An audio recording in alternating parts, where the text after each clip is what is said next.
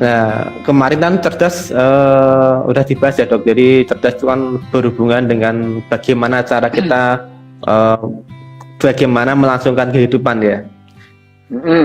Tetap kehidupan. Nah, sedangkan ini rasional itu apa dok? Rasional itu apa sih? Nah, dan apa hubungannya dengan kecerdasan? Apakah rasional itu cuma variabel bebas? Maksudnya nggak ada rasional juga nggak apa-apa atau gimana? Silahkan dok menjelaskan. Ya, kalau kalau yang namanya kehidupan tuh nggak ada rasionalitas nggak apa-apa ya. Ya memang nggak apa-apa itu ya, memang nggak apa-apa. Selama selama belum ada Homo sapien itu kan belum pernah ada yang spesies yang yang terbukti mempunyai rasionalitas itu ya. Bisa menghubungkan satu hal dengan yang lain ya. Jadi dia bisa melihat misalnya mekanismenya kenapa sakit gitu itu cuma manusia sejauh ini ya itu ya. Kenapa orang kok sakit gitu ya. Terus kemudian bagaimana pohon itu tumbuh gitu ya. Itu rasionalitas. Terus kemudian rasionalitas itu misalnya ngitung dengan hitung-hitungan berapa kali dalam setahun itu siklusnya itu matahari itu. Hitungan ya, dihitung ya, bukan dengan naluri itu ya. Misalkan orang naluri kan misalnya secara naluriah angsa gitu.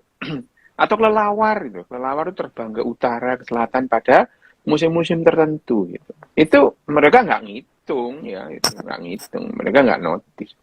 Nah, rasionalitas itu adalah menghubungkan kejadian-kejadian itu secara logis itu ya. Nah, logis belum tentu rasional gitu. Logis belum tentu rasional. Jadi manusia itu menggunakan logika gitu ya. Logikanya gini. Ya tadi itu. Petir itu mesti ada yang buat itu. Itu logika gitu. Logikanya adalah petir itu pasti ada yang buat. Nggak mungkin ada dengan sendirinya. Itu logika gitu. Meskipun logikanya orang itu kebanyakan cacat gitu ya. Cacat itu. Misalnya nggak mungkin alam semesta ini ada tanpa ada yang membuat misalnya. Itu logika gitu. Tapi itu logika cacat itu. Logika cacat itu. Misalnya gitu. Karena kalau misalnya kita diminta menyebutkan, coba sebutkan logikamu itu kan misalnya gini. Tidak ada benda yang tidak diciptakan. Benda itu ada, harus ada penciptanya gitu. Itu logika gitu. Logika gitu. Itu logika yang dibuat. Tapi kalau diminta gitu ya, coba tunjukkan sesuatu yang diciptakan sesuatu gitu, ya. Untuk mengikuti logikamu itu loh gitu ya. Biasanya yang dipakai itu kayak ini. Kursi itu ada karena diciptakan manusia gitu ya. Loh, padahal manusia itu tidak menciptakan kursi gitu.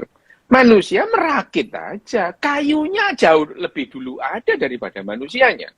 Bisa ribuan tahun gitu.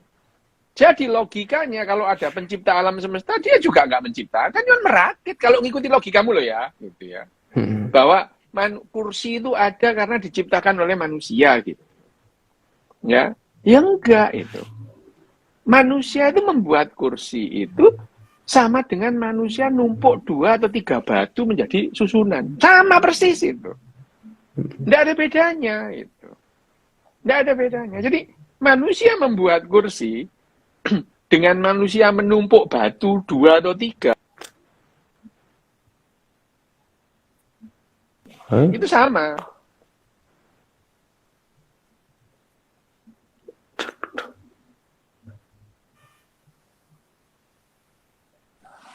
Halo dok, halo. Halo, dengar ya? Ini tapi mati, gambar hilang dok. Oh. Ini mati ya anu nih, headset-e. Walah. Tak kira hilang, kirain hilang. Genset mati sih. Jarno iki biasa 4 detik langsung balik mana. Tapi iki kok suwe. Oke. Enggak apa-apa. Oke.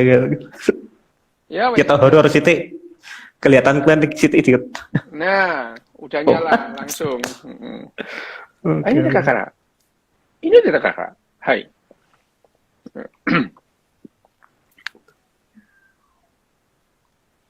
Oke. Jadi apa namanya? Logika itu tidak selalu rasional. Ya tadi. Jadi yang namanya misalnya manusia kursi ini ada karena diciptakan manusia. Enggak ada. Manusia enggak menciptakan kursi itu. Manusia merakit kursi itu. Barang-barang untuk kursi itu jauh lebih dulu ada ketimbang manusianya itu. Jadi logikanya cacat itu. Bahwa mengambil contoh, coba cari barang yang diciptakan oleh benda lain itu. Jadi nggak ada. Manusia membuat kursi sama dengan manusia menumpuk 2 batu atau 3 batu. Nggak ada bedanya. Itu tidak bisa bilang menciptakan. Dibilang menciptakan gitu. Ya, itu logika. Nah, logika nggak selalu rasional gitu. Sama aja, jadi logikanya itu orang logika nggak selalu rasional. Nah, rasional itu ya menghubungkan fakta dengan fakta, mencari apakah ada hubungan, ada korelasi, ada sebab akibat. Nah, seringkali orang tidak bisa juga membedakan antara korelasi dengan sebab akibat. Ya, itu juga itu adalah rasionalisme rasional. Tapi otak kita rasional itu adalah karena apa kita rasional? Karena kita punya yang namanya konsep masa lalu, masa sekarang, dan masa yang akan datang itu dihubung-hubungkan. Jadi kita tuh otak kita menjadi rasional karena otak kita bisa notice, bisa mencatat, bisa mentrace, melacak masa lalu, masa sekarang, dan masa yang akan datang. Ya. Apa yang terjadi sekarang dihubung-hubungkan dengan masa lalu, gitu ya. Nah, seringkali kita tidak bisa melihat, membedakan antara hubungan itu hubungan sebab akibat, apa hubungan korelasi, gitu. Ya, itu. Misalnya, anak yang nuwakal sama orang tuanya terus kecelakaan, itu korelasi apa sebab akibat? Korelasi gitu ya. Korelasi gitu ya. Korelasi. Si A anaknya B, si A anaknya B itu tidak menghormati A sebagai orang tua, terus B kecelakaan itu. Loh, ini ada korelasinya. Kenapa? Lah kalau nggak dibelikan ibunya sepeda motor kan ya dia nggak kecelakaan. Ya. Tapi dia kecelakaan bukan karena nggak hormat sama ibunya gitu. Ada korelasi di situ. Ya, itu rasional. Dan manusia itu lama misalnya. Manusia itu hidup sendiri lama, hidup dalam irasionalitas itu lama itu ya. Ya, nggak lama gitu. Menghubung-hubungkan hal-hal yang tidak ada hubungannya gitu. Menghubung-hubungkan hal-hal yang tidak ada hubungannya dalam rangka memenuhi hasratnya aja, memuaskan dirinya. Nah, kalau kembali lagi ke rasionalitas, apakah kehidupan ini memerlukan rasionalitas? Tidak. Apakah kehidupan ini memerlukan kecerdasan? Absolutely yes. Yes. Bahwa kalau kita nggak cerdas, kita nggak bisa hidup gitu ya. Contoh. Biasanya kita menganggap anak yang pinter itu anak yang kritis gitu. Ya. Yang ya kalau ditanya terus bantah gitu ya. Anak ini pinter. Enggak. Itu enggak cerdas anak kayak gitu itu. Enggak cerdas itu. Enggak cerdas itu. Bisa dikepro ya kan. Bisa dipukul orang tuanya mati malah. Iya, enggak cerdas. Yang cerdas itu masih goblok gitu ya. Dia pintar menyenangkan hati gurunya, itu cerdas dia itu. Ya, betul. Itu cerdas. Dia cerdas secara sosial, secara emosi, cerdas dia gitu ya. Jadi gurunya ngomong apa diiyain itu. Dia bukan murid yang pinter, bukan murid yang pinter dan bukan yang rasional, tapi cerdas dia. Gurunya ngomong apa? Iya. Gurunya ngomong apa? Iya. Gurunya seneng gitu. Gurunya seneng. Tapi kalau gurunya diprotes, meskipun benar, lah anak ini tidak cerdas itu ya itu. Anak ini tidak cerdas itu ya. Nah, yang namanya cerdas adalah ya tadi bagaimana kita bisa mempertahankan kehidupan kita selama yang kita mungkin. Selama yang kita memerlukan, ya selama yang dimungkinkan. Itu adalah kecerdasan. Ya sementara yang namanya rasionalitas itu menghubung-hubungkan dan mencari bisa membedakan antara korelasi dan kausatif ya, hubungan sebab akibat dan ya itu logik, itu adalah penjelasannya. Nah, apakah rasionalitas itu makin lama makin kita perlukan? Oh iya, beda ya, beda. Dulu memang manusia nggak perlu rasionalitas itu ya, rasionalitas nggak perlu, ya. Rasionalitas itu orang dulu nggak perlu. Kenapa? Oh kita lama nggak rasional nggak apa-apa kok gitu ya. Tapi setelah kita itu bisa lebih banyak tahu secara rasional dunia ini seperti apa gitu ya. Dan akhirnya dunia berkembang mengikuti rasionalitas itu. Artinya perkembangan sains dan teknologi, terutama teknologi ya. Teknologi itu adalah aplikasi dari sains gitu ya. Ya. Teknologi itu bukan sains. Teknologi itu adalah aplikasi dari sains. Aplikasi dari sains. Itu namanya teknologi. Bahwa mobil itu bukan sains. Mobil itu adalah hasil dari teknologi. Jarum itu bukan sains itu. Jarum, ya. Jarum itu bukan sains. Tapi jarum itu adalah teknologi. Perahu itu, kapal itu bukan sains, teknologi. Jadi pengetahuan manusia yang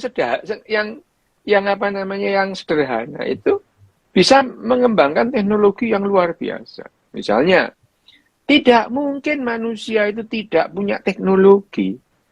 Kalau dari dataran Asia, dia bisa menyeberang sampai ke Papua, sampai ke Australia, bahkan sampai ke pulau-pulau kecil di Pasifik gitu. Nggak mungkin kalau nggak punya teknologi gitu ya. Ya, nggak mungkin gitu.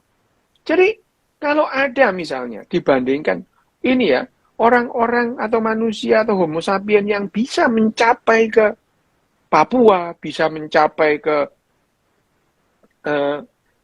Australia, ke New Zealand, bahkan ke pulau-pulau kecil di Pasifik, berarti manusia-manusia itu di zamannya teknologinya paling unggul gitu ya. Teknologinya paling unggul. Nah, teknologi paling unggul tentu saja memerlukan yang namanya pengetahuan, memerlukan sains, ya. Memerlukan rasionalitas gitu ya. Ngerti ya, Bim? Jadi sebetulnya kecerdasan, apakah kecerdasan itu bisa didukung oleh rasionalitas? Iya, betul. Iya. Jadi rasionalitas itu bisa mendukung kecerdasan dalam secara umum gitu ya. Kecerdasan kehidupan ya. Memang iya gitu. Tapi apakah itu syarat mutlak? Ya enggak gitu ya. Ya enggak gitu. Jadi yang namanya kecerdasan apabila didukung oleh sains, oleh pengetahuan, oleh rasionalitas, dayanya lebih besar. Dalam hal ini tuh apa dayanya misalnya? Apa daya ini? Ukurannya apa? Kok bisa kita menggunakan kok bisa menggunakan rasionalitas dalam hal ini sains, daya hidup kita jadi lebih bagus. Iya, itu ya. Jelas itu ya. Contoh. Kalau kita bicara mengenai ukuran kehidupan, yang namanya kehidupan ini adalah satu-satunya. Sampai sejauh ini ya. Sampai sejauh ini, satu-satunya hal atau satu-satunya kondisi yang melawan yang namanya entropi itu. Jelas sudah. Kehidupan terbukti. Selama 4 miliar tahun lebih, kehidupan ini terbukti melawan entropi itu. Entropi itu apa? Entropi itu kecenderungan alam semesta. Kecenderungan alam semesta menuju ketidakteraturan. Itu sudah jelas itu ya. Itu adalah entropi jadi ya. Alam semesta ini menuju kekacauan itu. Cenderung kacau alam semesta itu. Cenderung tidak teratur. Itu yang namanya entropi gitu. Alam semesta gitu. Lah kehidupan di bumi ini sampai sejauh ini kita belum punya bukti ada kehidupan di luar bumi ya. Ya, secara teoritis kita ngitung-ngitung kemungkinan besar adalah di alam semesta ini mosok nggak ada kehidupan lain gitu ya. Kemungkinannya ada gitu. Hanya sejauh ini yang terbukti ada ya ya di bumi ini gitu. Dan kehidupan ini sudah terbukti dia bisa melawan entropi, melawan kekacauan gitu ya. Jadi kita itu akhirnya kehidupan itu membuat benda-benda yang cenderung kacau itu menjadi teratur gitu ya. Menjadi yang namanya sel. Sel itu teratur itu ya. Sel itu teratur, punya aturan-aturan terus ya. Meskipun kehidupan di awal itu usianya pendek-pendek gitu ya gitu. Tapi terbukti bahwa misalkan bakteri, terus bakteri itu membelah diri menjadi 2 gitu ya. Ya bakteri yang lama mati, tapi dia sudah mempunyai keturunan gitu ya, membelah jadi 2 gitu ya. Dan ini cenderung menurunkan yang namanya entropi, jelas melawan entropi. Lah, untuk melawan entropi itu diperlukan apa? Diperlukan energi gitu ya. Diperlukan energi untuk melawan entropi. Gampangannya gini deh, Wim. Entropi itu. Kalau kamu nonton TV di kamar, gitu ya, nonton bal-balan wis, gitu ya. Gurung sampai jam, belum sampai sejam itu. Itu spray ini kamarmu morat-marit itu, Wim. Wah, acak-acakan. Gitu ya. Ya. Nah, supaya rapi kamu apa kan? Kamu rapikan gitu. Tata. Butuh energi enggak? Butuh energi. Butuh. Gitu. Itu gampangnya gitu. Buka apa makan kacang, kamu kececeran itu kulitnya itu. Nah, untuk merapikan lagi kamarmu supaya teratur, kamu mengeluarkan energi, nyapu, membersihkan, membuang. Itu yang namanya menurunkan entropi gitu. Lah kehidupan ini juga gitu. Kehidupan itu bukan sistem tertutup. Dalam sistem tertutup cenderung terjadi kekacauan entropi. Dan untuk menurunkan entropi itu harus menyerap energi. Nah, kehidupan ini menyerap energi untuk menurunkan entropi tadi. Jadi kecenderungan kekacauan antar atom akhirnya menjadi molekul cenderung kacau, disatukan menjadi jaringan oleh kehidupan ini gitu ya. Awalnya satu sel, kemudian satu sel itu bisa bekerja sama, 2 sel bergabung membentuk jaringan gitu ya. Jaringan membentuk organ membentuk tubuh kita. Sistem organ. Sistem organ membentuk tubuh kita. Nah, ini yang memerlukan yang namanya memerlukan energi gitu. Membuat tubuh kita teratur gitu. Teratur itu. Tubuh kita teratur. Meskipun aturan-aturan itu ya sesuai dengan hukum alam. Jadi ya entropi itu bisa turun kalau mendapatkan energi gitu. Nah, sampai di sini jelas ya, Wim, tentang entropi itu. Nah, ukurannya adalah semakin banyak yang kita perlukan untuk kehidupan sehari-hari, berarti kita sudah melawan entropi jauh lebih besar ketimbang kalau kita dulu memerlukan sedikit. Contoh ya, hitungannya gini. Nenek moyang kita pemburu pengumpul dulu, sehari itu memerlukan sekitar 8.500 kalori sehari per orang. Gitu ya.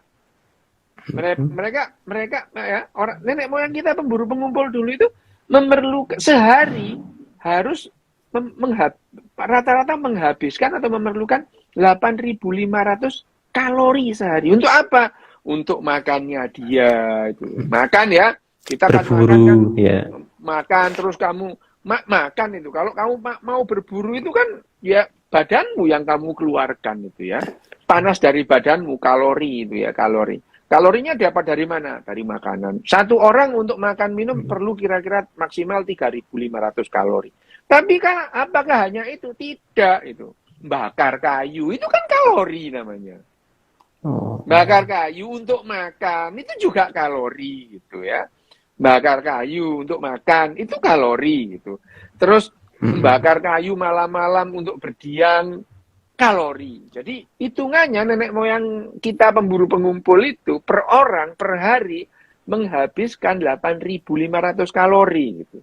Sekarang saat ini detik ini satu orang manusia yang hidup di tahun ini di hari ini menghabiskan 380.000 kalori gitu. 300 banget. Loh, udah meningkat banyak itu ya. Artinya untuk menurunkan entropi melawan entropi itu sudah sekian kali lipat. Artinya juga itu ya, kita itu sudah membuat entropi itu turun itu dalam hal banyak. Kenapa misalnya apa yang kita perlukan untuk dalam hal ini? Kamu misalkan dari Semarang mau ke Gresik, naik kereta api, memerlukan energi enggak? Yeah. Memerlukan kalori? Iya itu. Jelas memerlukan kalori. Kita sekarang tadi genset mati jeglek gitu. Mati. Yeah. Gensetnya pakai apa? Pakai diesel. Dieselnya pakai solar gitu ya. Itu juga memerlukan kalori gitu.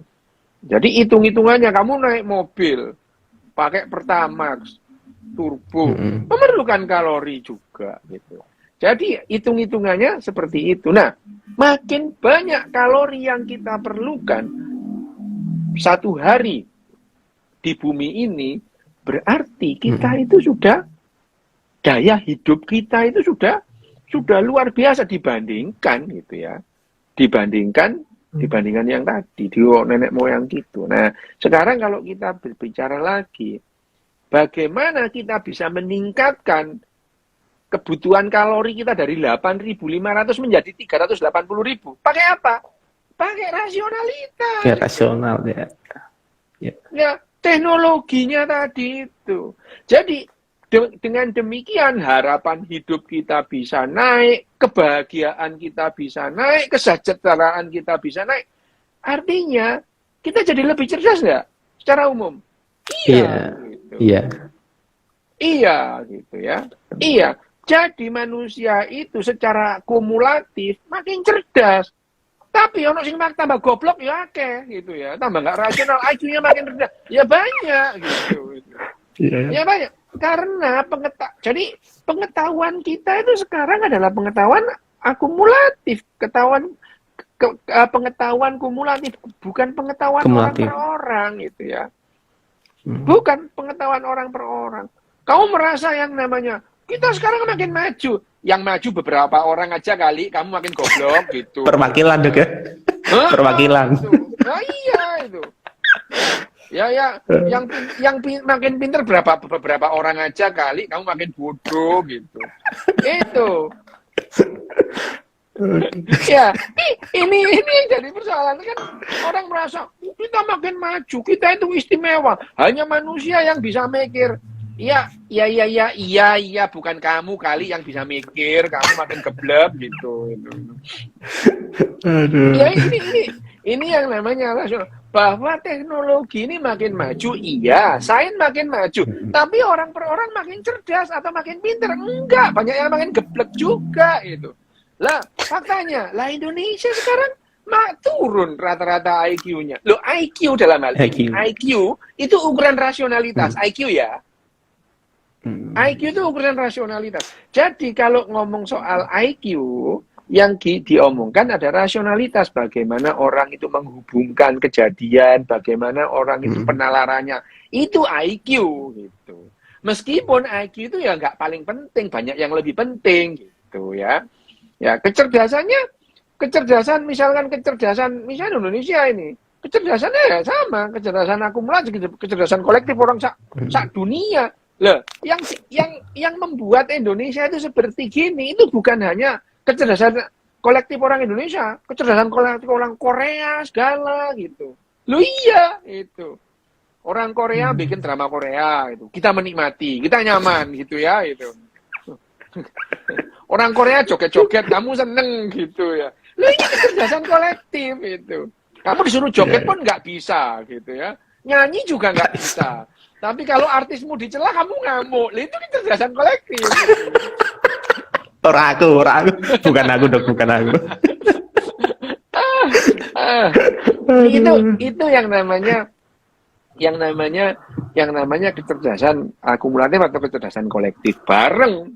Dan kolektif ini bukan hanya kecerdasan. Jadi pengetahuanmu sekarang itu bukan hanya akumulatif orang yang masih hidup. Jadi termasuk pengetahuan orang-orang yang sudah mati itu. Itu ya, pengetahuan. Kita ngomong pengetahuan ya. Nah, pengetahuan itu ada yang pengetahuan rasional, ada pengetahuan yang nggak rasional gitu. Ada pengetahuan nggak rasional kan banyak itu. Iya. Banyak. Ya itu. Pak Ustadz, ini anak saya tiga-tiganya demam, kenapa ya? Oh, kamu kurang sedekah. Ayo sedekah ke tempatku gitu. Mana duitnya, Dok? Loh, ya pulang dia Mana sama istrinya. Bune gitu. Anak kita demam itu ternyata kita kurang sedekah. Lah terus, ya udah deh ini kalungmu dijual, sedekah kemana? Ke Pak Yai. Lah repot ya itu. Sedekahnya ke Ustadz gitu. Ini yang namanya pengetahuannya itu enggak rasional gitu. Bayangin aja, tipes kok disuruh sedekah, tipes itu disuruh beli obat itu loh. Obat tipes itu. Itu. Tapi kalau Dok, kalau baca komik termasuk irasional nggak, Dok? Baca buku-buku novel fiksi gitu kan? Termasuk tahayul apa irasional? Ya itu khayalan jelas sih gitu. Yeah. Itu jelas khayalan itu. Itu jelas khayalan itu. Jelas khayalan. Ya saya menikmati misalnya menikmati Thor atau menikmati apa namanya Spider-Man itu nggak apa-apa itu. Tapi kan ya aku nggak ngotot bahwa yang namanya Spider-Man itu harus ada gitu. Iya. Loh, aku itu menikmati Thor, menikmati Spider-Man. Betul. Ya, tapi yang nggak usah ngotot bahwa Thor itu ada sungguhan gitu. Itu yang rasional itu gitu. Rasional. Ya, itu rasional. Ngapain aku mengimani Thor, gendeng apa gitu. Wah, harus beriman. Ngapain aku mengimani Thor gitu. Kalau nggak beriman dipukul sama palunya loh, Dok. Lah, gendruwo aku nggak beriman apa menetor itu. Itu ya, gitu. Ini yang disebut rasional. Nah, rasionalitas kita jadi sekarang itu kita itu makin maju teknologi kita karena pengetahuan kolektif gitu. Jadi kamu jangan merasa pinter gitu. Yang pinter itu adalah masyarakat secara akumulatif, kolektif. Kamu makin goblok ya banyak gitu. Makin goblok aja gitu ya. Makin goblok gitu. Itu yang namanya rasionalitas gitu ya. Jadi rasionalitas, bahwa rasionalitas itu bisa meningkatkan kecerdasan. Ya, kecerdasan. Kolektif gitu ya. Manusia itu bisa misalkan, ini Elon Musk misalkan. Elon Musk bisa menerbangkan roket ya. Roketnya bahkan nanti tahun 37 itu adalah penerbangan ke Mars pertama kali, SpaceX itu ya. Ke Mars itu, 27. Tahun 2027. 2027 itu penerbangan penerbangan ke Mars pertama kali gitu ya. Itu manusia pertama kali. Nah, itu yang dilakukan ya nanti. Tapi itu kan kecerdasan kolektif juga. Kenapa? Yang namanya persamaan yang dipakai sampai sekarang itu termasuk oleh timnya SpaceX-nya Elon Musk itu yang dipakai adalah persamaan von Braun gitu. Von Braun itu loh. Von Braun yang membuat roket V2 yang orang Jerman Perang Dunia Kedua pelurunya nembakin ke Inggris dan Prancis itu loh. V2 itu. Jadi von Braun itu pun nggak ngerti. Oh, jadi nggak apa-apa, aku sih nggak ngerti. Jadi von Braun itu dulunya ahli roket Jerman. Perang Dunia II selesai, von Braun itu diboyong sama orang Amerika gitu. Ya, diboyong orang Amerika, jadi di NASA. Udah, terserah kamu jadi itu. Nah, obsesinya von Braun adalah membuat roket yang bisa mendarat di Mars gitu. Obsesinya von Braun itu. Dan itu dia, ini aja sama NASA gitu. Ya wes, sudah kamu membuat. Sampai yang namanya von Braun itu membuat persamaan macam-macam itu untuk mendaratkan roketnya itu di Mars gitu. Udah ada, dan persamaan itu yang sampai sekarang dipakai oleh orang-orang yang mendaratkan di Mars itu. Mau jadi sebelum di Mars itu muteri bulan berapa kali dulu supaya terlontar ke Mars gitu. Itu persamaan von Braun semua gitu ya. Itu von Braun. Nah, cuman ya karena waktu itu teknologi kesehatan atau teknologi penunjang hidup itu belum memungkinkan, maka sebagai hadiah hiburan ya wis kita mendarat di bulan aja dulu gitu. Gitu ya. Karena manusia mendarat di Mars itu nggak bisa, mendaratkan manusia di bulan aja bolak-balik mati, bolak-balik banyak loh korban manusia yang mati untuk proyek pendaratan di bulan itu. Jangan dikira sedikit, banyak gitu ya. Jangan dikira sedikit, itu banyak itu. Misalkan Neil Armstrong itu 6 kali mau mati, hampir mati itu 6 kali dalam serangkaian percobaan misi ke bulan mulai. Iya, jadi mulai proyek Gemini gitu. Itu dia sudah menerbangkan dan hampir mati gitu. Apollo 1 gitu. Mati tiga-tiganya itu, astronautnya itu kepanggang di kapsulnya gitu. Ya, itu adalah, nah, sama von Braun itu yang membuat yang namanya persamaan mendarat di Mars. Nah, roket yang namanya Saturn 5 roketnya yang membawa Apollo mendarat di bulan itu. Itu kamu kalau coba lihat, itu gede banget itu. Itu roket Pak tergede yang pernah dirancang manusia, dibuat manusia itu. Sebetulnya roket Saturn 5 itu disiapkan von Braun untuk mendaratkan ke Mars gitu. Ya. Mendaratkan ke Mars. Cuman ya waktu itu ya belum memungkinkan lah, makanya Saturn 5 itu akhirnya dipakai untuk mendaratkan di bulan itu. Nah, pada saat Apollo itu proyeknya dihentikan, frustasi ini von Braun itu. Von Braun itu frustasi. Begitu proyek depresi Apollo itu ya? Depresi dia. Depresi dan akhirnya mati ngenes dia itu. Karena obsesinya itu ya. Orang yang rasional tapi tidak cerdas secara emosi dan sosial ya kayak gitu. Ya amit-amit ya, aku jangan sampai gitu aku ya itu. Amit-amit itu. Kan udah 50 tahun lebih sampai gak apa-apa. Udah 50 tahun lebih gak apa-apa. Nah, sekarang artinya lambemu tak lakban loh.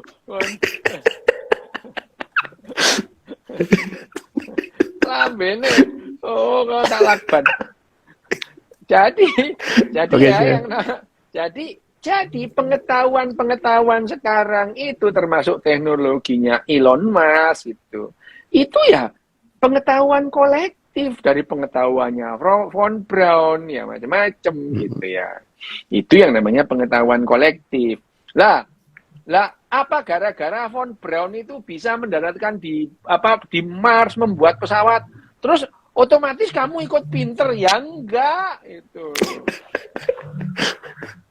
Ya memang terwakilkan.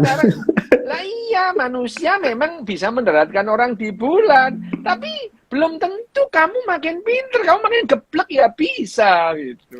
Jadi jangan manusia sekarang bisa mendaratkan di bulan gitu ya. Lah, makin geblek aja kok gitu. Nah, itu tadi ya, itu jadi IQ itu ukurannya adalah IQ itu Rasionalitas. untuk rasionalitas. Tapi ya sekali lagi gitu ya. Ikut banget dan mendoakan ya udahlah oke ya. Nah itu Dari masa Bung Marlo. Nah, ini yang namanya rasionalitas, bahwa rasionalitas itu meningkatkan kecerdasan bersama untuk hidup lebih lama. Iya, gitu. Iya. Jadi kalau ada orang harapan hidupnya lebih bagus gitu ya. Sekarang usia harapan hidup kita itu 80 tahun lebih gitu. Karena apa? Karena rasionalitas gitu ya. Tapi orang-orang yang goblok juga ikut juga harapan hidupnya lebih tinggi gitu ya. Tinggi, ya. Iya itu. Berobat ke dokter gitu ya. Wah, begitu pulang, waduh saya disembuhkan oleh jin penunggu pohon cipluan. Waduh terima kasih jin gitu ya. Kamu bekerja lewat tangannya dokter gitu. Bisa gitu ya. Lah iya nggak apa-apa juga dokternya, yang penting dibayar gitu, nggak apa-apa gitu. Betul dok, betul. Iya usah karepmu gitu. Nah itu yang namanya kecerdasan kolektif, itu bukan lantas setiap individu itu jadi lebih pinter. Cerdas. Gitu. Enggak jadi lebih rasional, enggak, makin enggak rasional gitu, makin enggak rasional. Waduh kamu semoga penyakitmu diangkat oleh genderuwo penunggu pasar gitu, karena dia yang menciptakan semuanya gitu. Ya enggak apa-apa lah sakarepmu lah ya gitu, tapi itu enggak rasional gitu. Lo dokter pun dokter gitu loh, dokter gitu ya. Itu ya enggak rasional juga. Di WhatsApp grup itu kamu kira dokter nggak gitu? Ya gitu, semoga diangkat penyakitnya. Lah, diangkat loh, sing ngangkat sopo ngono lho. Diangkat ini. Ya, nah. Jadi kalau di dokter, di WhatsApp grup dokter itu ada yang sakit, itu dokter itu responnya gitu. Semoga diangkat penyakitnya. Lho, sing ngangkat iku sopo gitu. Lho, sing Sama kamu dok. lah makane lho dokter lho. Jadi jangan dianggap dokter itu rasional, enggak gitu. Enggak gitu. Jadi ya kamu kira terus dokter rasional, enggak gitu. Nah, itu yang namanya. Jadi dokter banyak yang goblok, banyak gitu. Kamu kira dokter pinter, enggak gitu. Lihat dokter termasuk yang mana ini?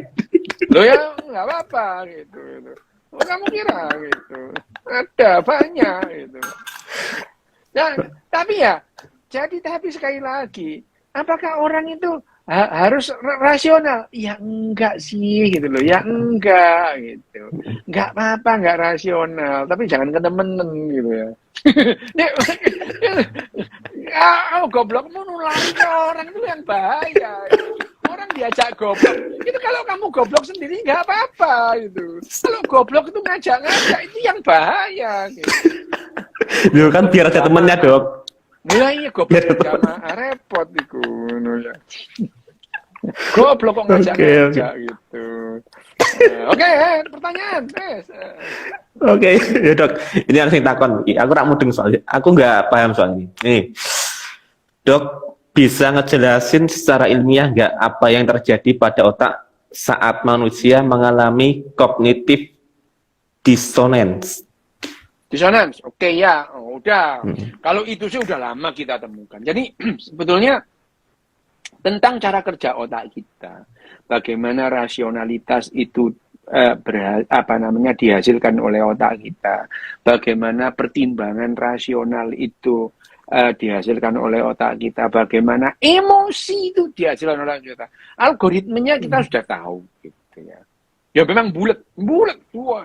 Wah, itu kalau misalkan satu persatu itu ya, misalkan ada satu algoritma emosi gitu. Kalau dibuat itu ya, misalkan dibuat dengan tulisan gitu ya, dengan tulisan sak gambar itu ya, 50 buku ya belum habis gitu. Tapi kita sekarang punya yang namanya komputer gitu ya, punya AI, dan itu bisa merekam itu semua, itu kita bisa tahu. Algoritmanya kita udah tahu. Algoritma bagaimana otak kita bagaimana mengalami apa tadi?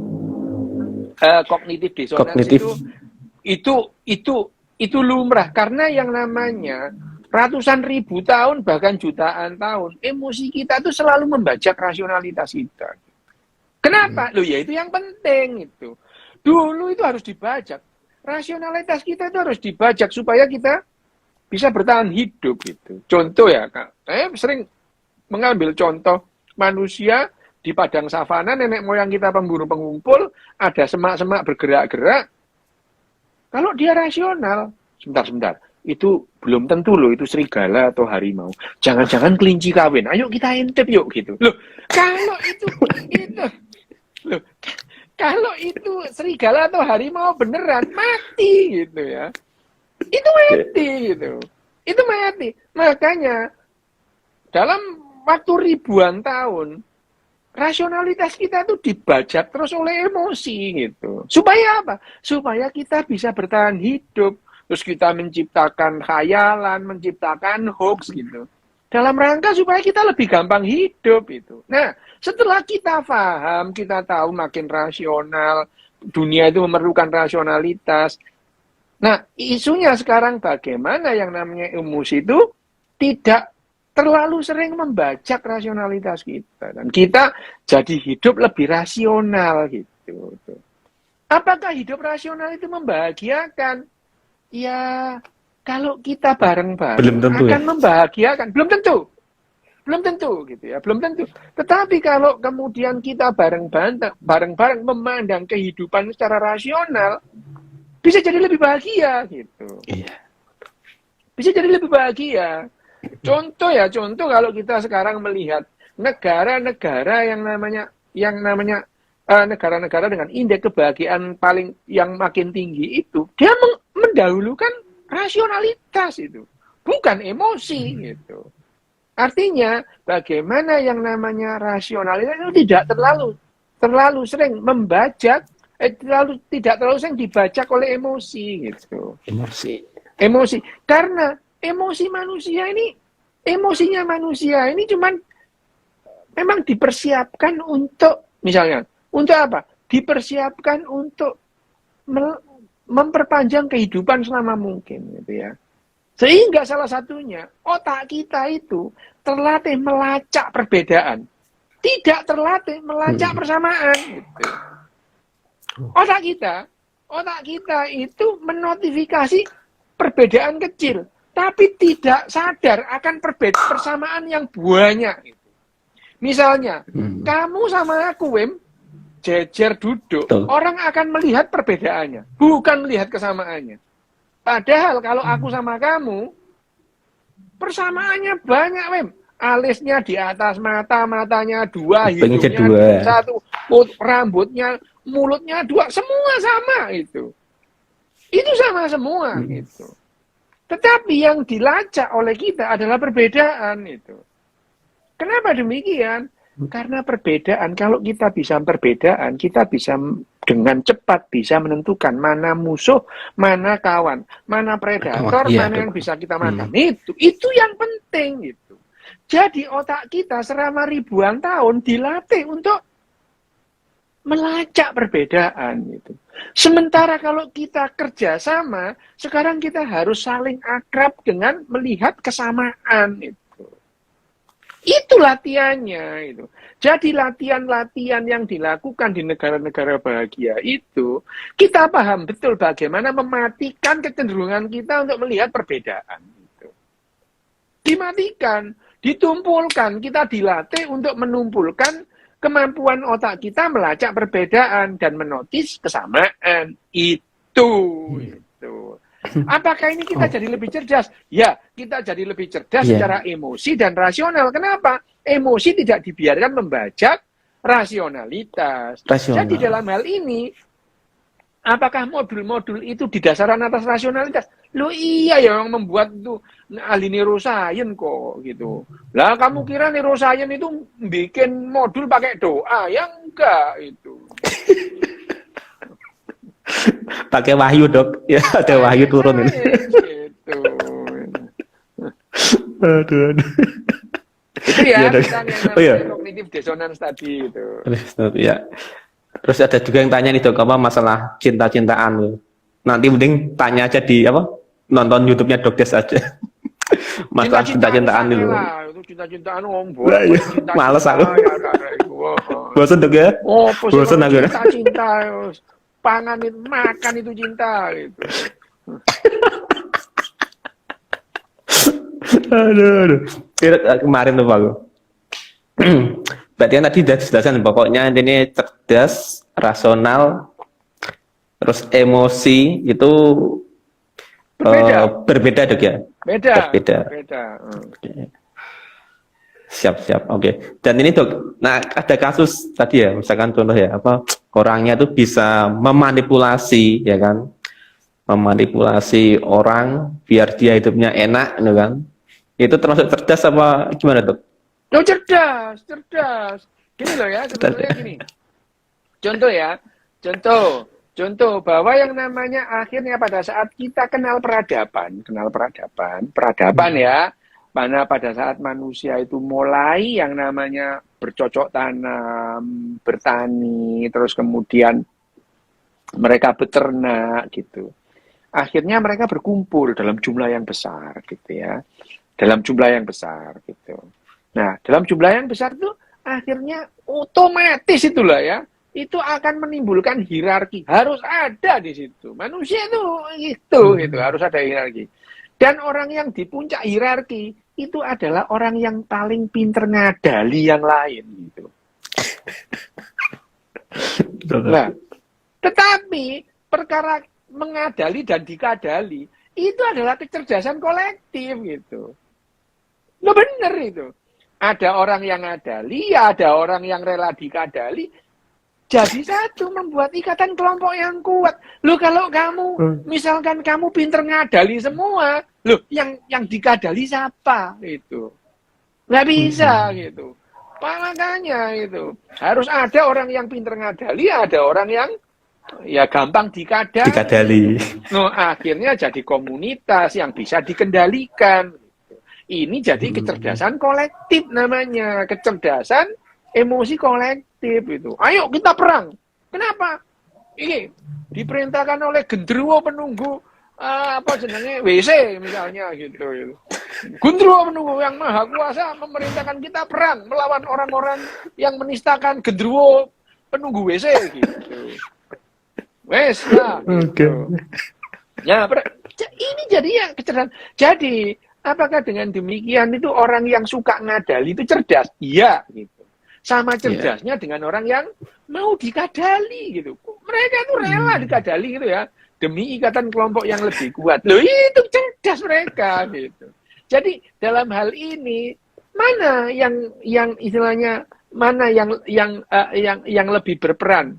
Yang ngadali ataukah yang dikadali? Lah ya dua-duanya itu. Kalau kita melihat misalnya, kelompok misalnya, kita lebih sering menganggap bahwa pimpinan gerombolan itu hebat. Gitu. Loh apaan sih gitu? Apa hebat apa? Perang aja dia nggak ikut gitu. Misalnya, nggak usah loh, perang salib. Gitu. Yang mengobarkan itu Paus Urban ketiga. Ayo kita perang salib. Lah kamu kira Paus ikut perang? Ya enggak lah itu. Duduk-duduk di Vatikan sana dia gitu. Udah perang sana gitu. Wah itu enggak itu. Nah yang seringkali dianggap hebat misalnya apa ya, kita ambil contoh misalnya dalam keluarga atau gerombolan gorila gitu. Gorila itu kalau punggungnya itu silverback, warna bulunya abu-abu gitu ya? putih. Itu dianggap ini calon penguasa ini. Loh, bayangin aja gitu. Lah kan sama aja dulu. Anak kepala suku ya jadi kepala suku gitu. Dan sama-sama gorila tadi itu. Nah, belum tentu itu ya. Nah, padahal misalnya gorila itu ya. Gorila dalam kelompok gorila yang namanya keberlangsungan hidup kelompok gorila, ya semua ikut gitu. Cari makan bareng ya, melawan gerombolan lain juga bareng seperti singa gitu. Singa satu gerombolan. Lah kamu kira singa jantan sendirian? Ya dikeroyok hyena matilah dia itu. Ya, singa itu ya, singa sendirian itu. Dikeroyok hyena mati dia. Tapi kalau ada betina-betinanya, oh ya diserbu dia, itu yang namanya hainanya gitu. Ya, haina. Yang berburu siapa? Lo yang berburu kan cewek-ceweknya itu. Wah, itu singa-singa betina itu jago berburu itu kalau berkelompok gitu. Karena dalam satu kelompok ya cowoknya cuma satu gitu ya itu. Itu. Nah, itu makanya. Nah, yang seperti ini yang namanya hierarki pada manusia pada saat dia kenal peradaban itu otomatis ada elit-elit pemalas di situ, kepala suku yang tidak ikut bertani, nggak ikut bercocok tanam, tidak ikut berperang gitu. Kok berperang menjaga lahan, apa jenenge beternak, begitu pembagian hasil panen dapat paling banyak dia itu. Paling banyak itu disimpan di rumahnya, lumbungnya itu dikunci, alasannya nanti kalian kalau paceklik ngambil di sini. Yo gitu ya gitu. Wah, wis itu. Nah, kali ya. Iya, itu loh. Soal ngadal dan dikadali ini jagonya manusia. Manusia itu jago ngadali dan jago dikadali itu. Bahkan rela dikadali. Rela itu ya. Waduh, ini sini adalah tukang gombal ya.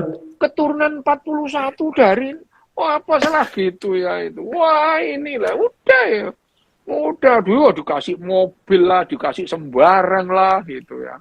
Terus kemudian ini yang itu katanya ngimpi ketemu sama leluhurnya, kita juga percaya lah. Geblek banget ya. Ya tapi geblek dalam artian kita nggak rasional, tapi itu cerdas secara kolektif gitu ya. Jadi kalau demo itu gampang digerakkan gitu. Iya dok,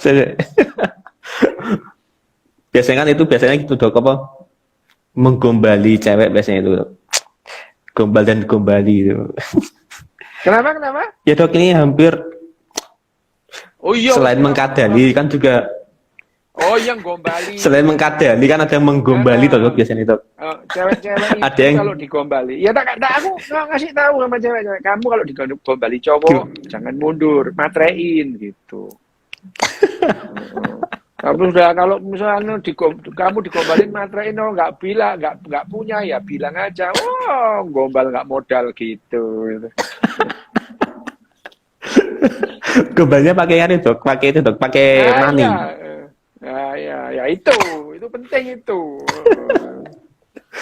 Mani dalam bahasa Jawa dok, mani dalam bahasa Inggris.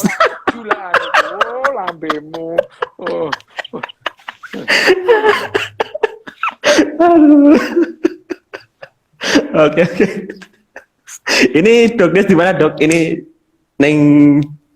di Isekai ya di mana dok? Apanya? Di posisi di mana nih? Posisinya di mana ini? Di plus 62.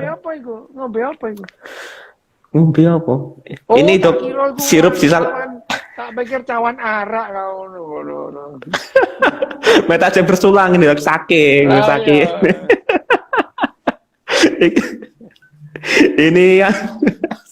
Ini dok sirup sisa lebaran dok.